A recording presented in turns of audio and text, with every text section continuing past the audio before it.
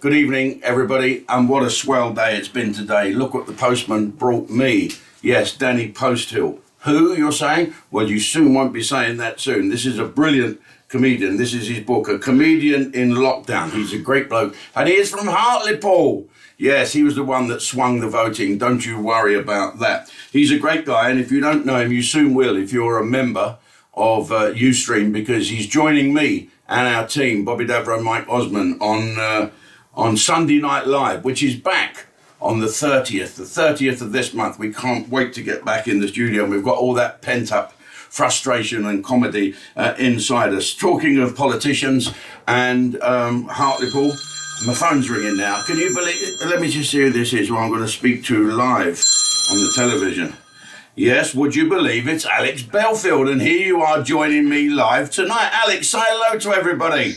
Good evening, all. How many people are watching? 5, 10, 15 million? 15 million people watching this, Alex, and here you are. I've just been talking about brilliant comedian Danny Posthill, who you know well, who's joining me for Sunday Night Live that is back on the 30th. And talking of great stars, here you are. How are you, mate? Jim, what it is about Danny, he did the impression of Douglas, of me, Douglas, Abacus, and I am from the Tory party. He does a much better impression than me, but I stole it off him, and I try and do an impression of his impression, which sounds nothing like Diane. I think it's perfect. Well, Alex, all I can say is don't give up your day job, and we'll see you on YouTube a bit later. In the meantime, I want to sell some tickets for your show and bring my punters down to your show, and you get a load of money, and I make a load of money, and show business. We're going to be the saviours of show business. I've come up with a plan. Call me back. I will. Goodbye.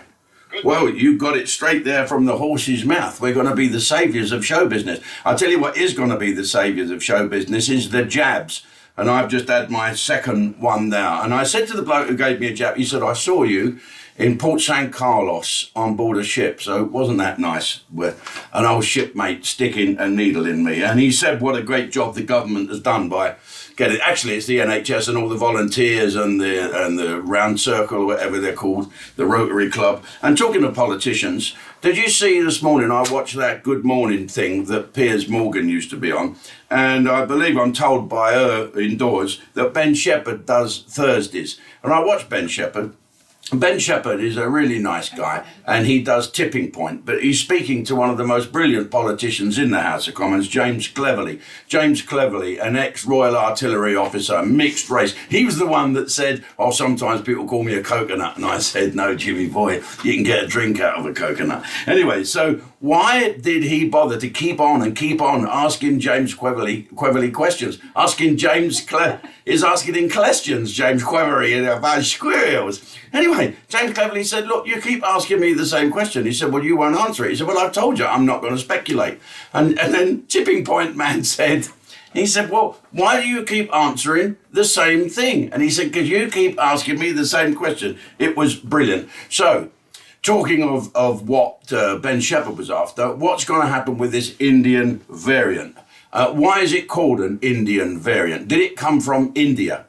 Someone's come over from India and spread it around. There's not that much of it's going on, and I believe that the vaccination kills it stone dead. So what is the big deal about it all?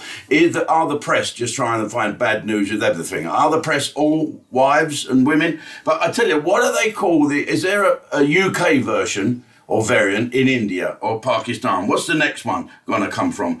Well, there you go.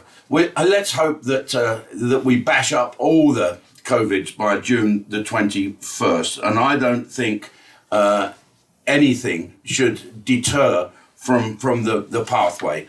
Indians, whatever. Boris has made his mind up. Let's get back and let's get the country back on its feet. I haven't had any side effects. It's been 4 hours now since I've had my second jab. I didn't feel a thing. It was wonderful. There is a slight problem, is that with my penis. Yeah, it's had a reaction and it's now like that.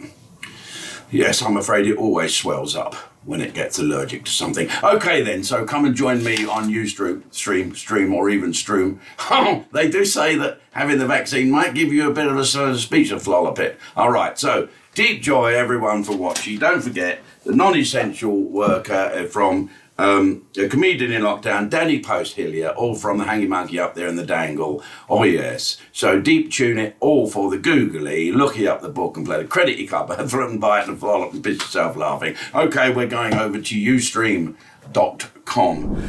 Right. We're square.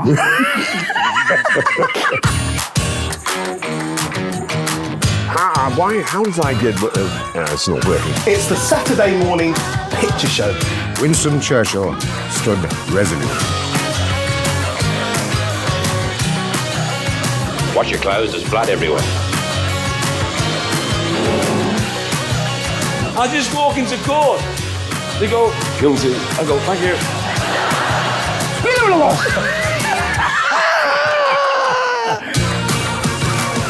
Hello everybody and welcome to USTREME.